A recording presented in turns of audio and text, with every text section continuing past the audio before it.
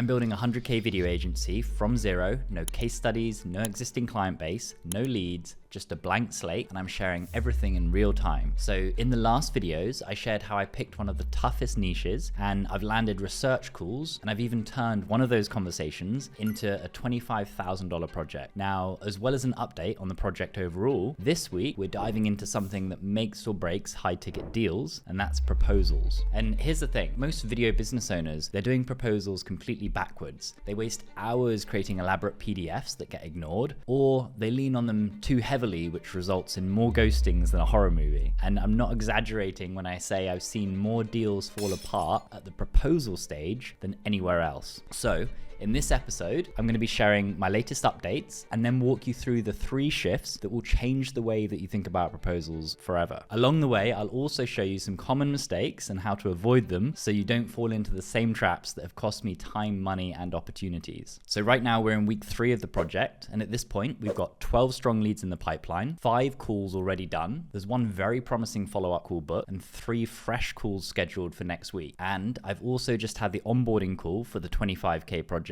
But here's the more interesting part. This week, one of those leads nearly collapsed at the proposal stage because the prospect asked me for something in writing before looping in their partners. And in that moment, I had 2 options. Number 1, I could rush into a long, detailed proposal like I would have done in the past and hope that the document lands and does the selling for me. Or number 2, slow it down, ask the hard questions, and make sure the proposal wasn't trying to sell at all, just confirming what we'd already agreed in the room, in the conversation. If I'd taken option 1, I know I'd have lost the deal, and I know that because I've been there before, and I'll tell you that story in a second in lesson 1. Instead, I chose option 2 and I kept the conversation alive. That moment really reminds me of how fragile deals can be at this stage and how easily a poorly handled proposal can completely just destroy the momentum of a project, which is why I want to focus this entire episode on proposals. Because here's the truth. If you get this bit wrong, you'll waste time writing documents that never get read. But if you get it right, you'll win bigger deals faster and sometimes without needing a proposal at all. So here's the first shift.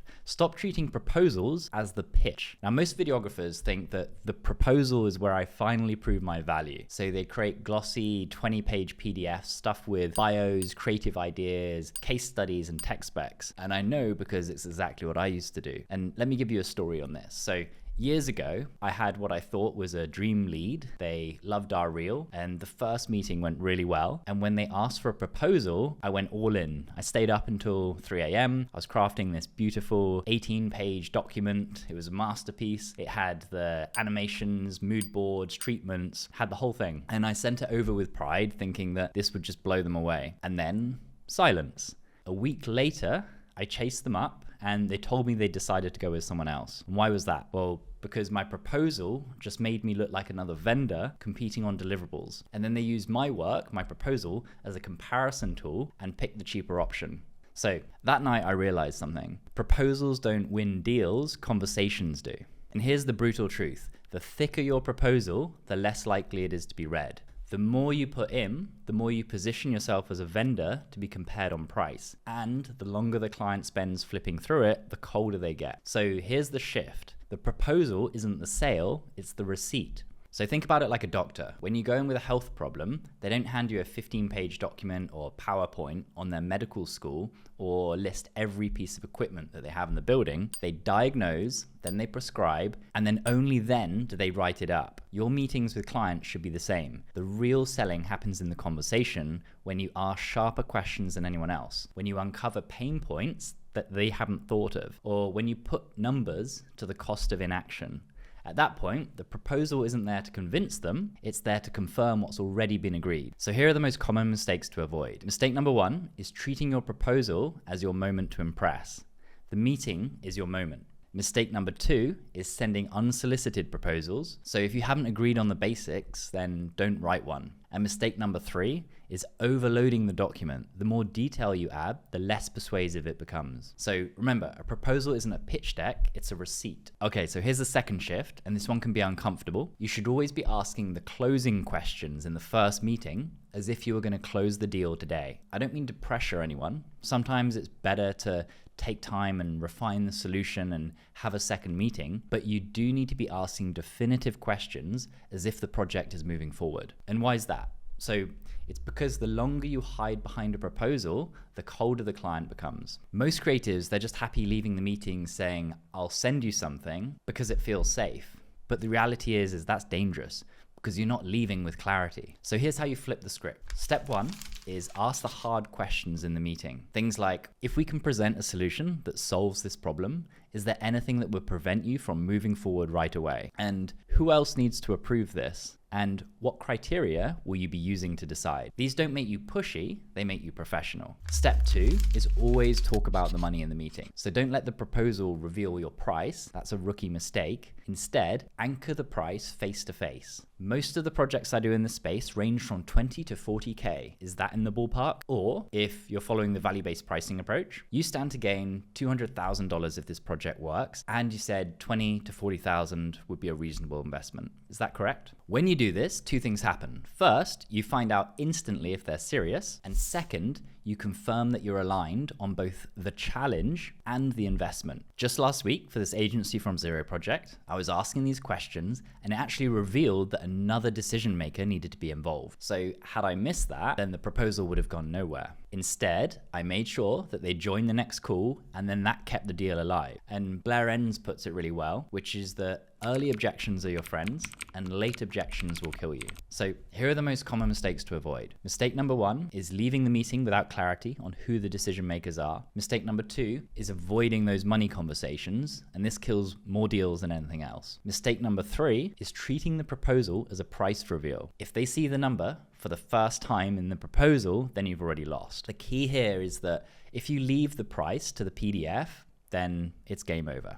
Here's the third shift. Never send a proposal with just one option. One option forces a yes or no decision, and no is always the easiest choice in business. Instead, structure every proposal with 3 tiers of value. Option 1 is the baseline, a minimum viable engagement. Option 2 is the recommended sweet spot in the middle. Option 3 is the premium. It's a high anchor that reframes their sense of scale. And so here's the psychology behind it. Option 1 makes you accessible.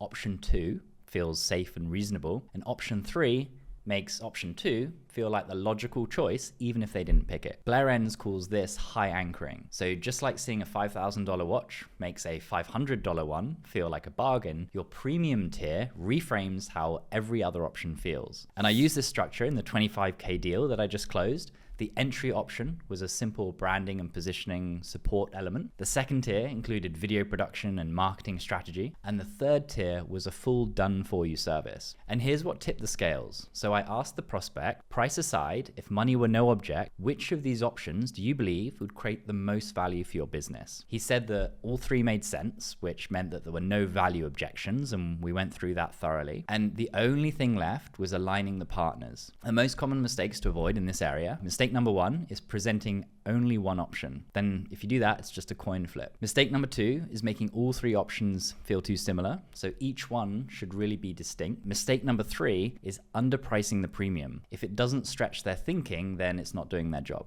Okay, so remember, 1 option is a gamble, 3 options is a strategy. Now, here's my take on all this. When I first started my production company, I thought that proposals were about dazzling people, and I'd stay up until 2 or 3 a.m. making them beautiful, adding endless treatments and portfolio pieces, and most of the time I just got silence or a polite thanks, but we've decided to go in another direction. Fast forward to today, and it's the total opposite. The conversation is the proposal, and the proposal is the receipt. And the actual persuasion happens in the room. And I went from spending hours designing proposals that get ignored to closing bigger deals in less time with just a single page proposal. And here's the crazy part overall. I'm closing bigger deals now in a tougher market from zero with no case studies to lean on. And the proposal for that 25K deal took me just 20 minutes to create. And you can cut that down even further using AI tools. And that's partly what I did. So if you want me to share more on how I'm using AI to streamline this process, then let me know in the comments and I can create a video on that as well. Right now, my focus is on continuing to research this niche, refine my outreach, and build a system that generates calls and turns them into premium projects. And remember the lead that I mentioned at the start, the one with the proposal that nearly fell apart? In the next video, I'll share what happened on the follow-up call, whether we kept the deal alive, and what I'm doing to stay in control as more opportunities come in. This is all happening live in real time, don't forget, so you'll see if this approach works or if I just land flat on my face. If you found all this valuable, share it with someone who's growing their business. That's how we spread the message and how we help more creatives stop being vendors and become strategists. So thanks for watching, and I'll see you in the next video.